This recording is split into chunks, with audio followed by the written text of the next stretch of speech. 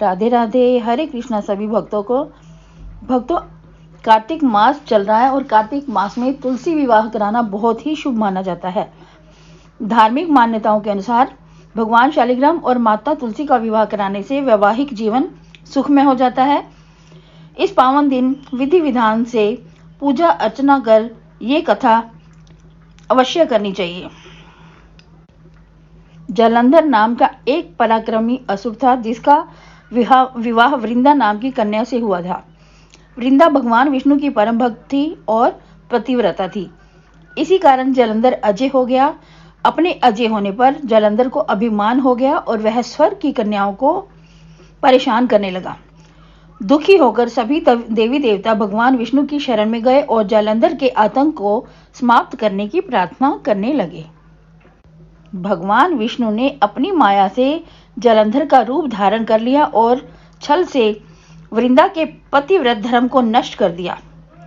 इससे जालंधर की शक्ति क्षीण हो गई और वह युद्ध में मारा गया।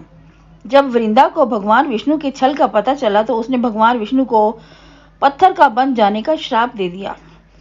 देवताओं की प्रार्थना पर वृंदा ने अपना श्राप वापस ले लिया, लेकिन भगवान विष्णु वृंदा के साथ हुए छल के कारण लज्जित थे। अतः वृंदा के शाप को जीवित रखने के लिए उन्होंने अपना एक रूप पत्थर रूप में प्रकट कर दिया जो शालिग्राम कहलाया। भगवान विष्णु को दिया शाप वापस लेने के बाद वृंदा जालंधर के साथ सती होगी। वृंदा के राख से तुलसी का पौधा निकला। वृंदा की मर्यादा और पतिव्रता को बनाए रखने के लिए देवताओं ने भगवान विष्णु के शालिग्राम रूप का विवाह तुलसी से कराया। इसी घटना को याद रखने के लिए प्रतिवर्ष कार्तिक शुक्ल एकादशी यानी कि देव प्रबोधिनी एकादशी के दिन तुलसी का विवाह शालिग्राम के साथ कराया जाता है। शालिग्राम पत्थर गंडकी नदी से प्राप्त होता है। भगवान विष्णु ने वृंदा से कहा कि तुम अगले जन्म में तुलसी के रूप में प्रकट होगी और लक्ष्मी से भी अधिक मेरी प्रिय रहोगी। तुम्हारा स्थान मेरे शीश पर होगा। मैं तुम्हारे बिना भोजन ग्रहण नहीं करूंगा। यही कारण है कि भगवान विष्णु के प्रसाद में तुलसी अवश्य रखी जाती है। बिना तुलसी के अर्पित किया गया प्रसाद भगवान विष्णु स्वीकार भी नहीं करते।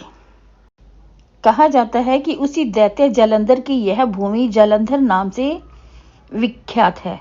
सती वृंदा का मंदिर मोहल्ला कोट किशन चंद में स्थित है। कहते हैं कि इस स्थान पर एक प्राचीन गुफा भी थी जो सीधी हरिद्वार तक जाती थी।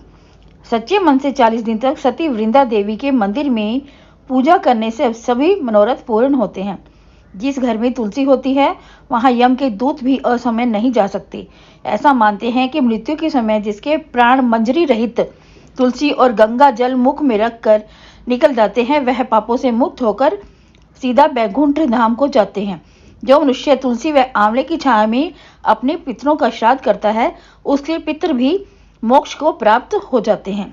तो भक्तों, यह थी वृंदा के विवाह की कथा। तो उम्मीद है आपको यह वीडियो पसंद आई होगी। अगर वीडियो पसंद आया हो लाइक शेयर ज़रूर करना।